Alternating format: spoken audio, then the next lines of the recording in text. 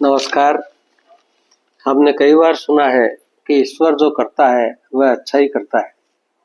आज हम इसी पर चिंतन करेंगे। पहले मैं आपको एक छोटी सी कथा सुनाता हूँ। इससे पूर्व मेरा आपसे एक आग्रह है। हमारे कुछ दर्शक अपने लाइक व कमेंट निजी तौर पर करते हैं, जिससे उनका लाभ अन्य दर्शकों को नहीं मिल पाता है। अतः आपसे आग्रह है कि आपके लाइक व कमेंट चैनल पर ही करें। अब आते हैं कथा पर। एक राजा थे। उनके मंत्री बहुत ही बुद्धिमान, धर्मपरायण व सदाचारी थे।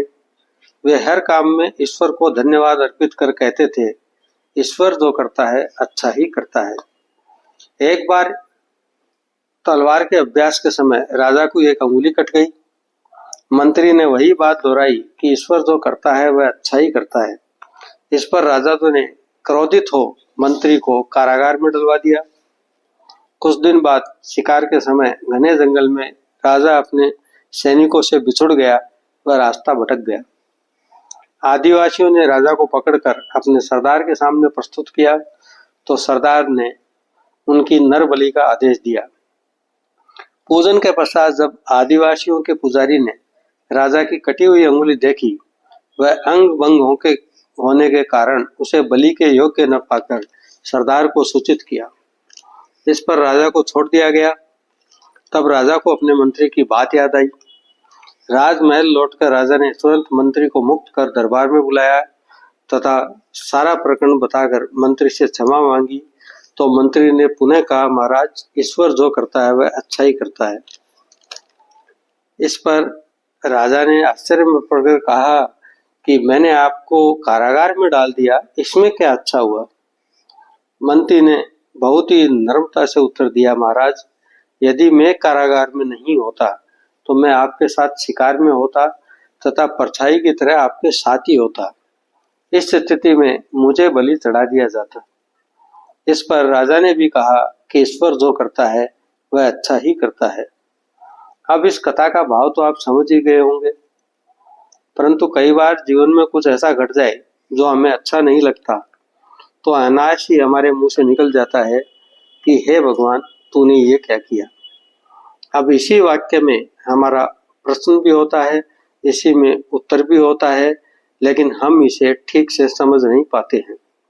लेकिन जिनकी ईश्वर में आस्था अटूट होती है वे कहते हैं जैसी ईश्वर की मर्जी।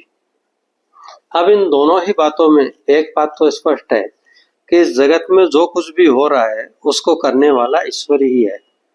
वैसे तो परम ब्रह्म परमेश्वर पूरी सृष्टि के प्रत्येक कार्य में संलिप्त होते हुए भी निर्लिप्त रहते हैं। मूल रूप से तो प्रत्येक प्राणी अपने पूर्व जन्म के कर्मों के फल को ही भोगता है, वह इस जन्म के कर्मों का फल अगले जन्म में भोगता है। प्रत्येक प्राणी अपने मन की इच्छा अनुसार सदैव ही लालायित रहता है। मनुष्य शरीर में मैं का अहंकार होने के कारण ये लालसाएं असीम हो जाती हैं और मनुष्य इनमें ही उलझा रहता है। कोई कोई बिरला ही मनुष्य होता है जो मोह माया से दूर रहे। वास्तव में हम जो कामना ईश्वर से करते हैं वो हमारे मन की इच्छा होती है, अतः हम वही मांगते हैं। परंतु ईश्वर हमें वह नहीं देता है जो हमें अच्छा लगता है, ईश्वर हमें वह देता है जो हमारे लिए अच्छा होता है। ईश्वर मन की इच्छा नहीं देखते हैं, वे ये देखते हैं कि आत्मा के लिए क्या अच्छा है।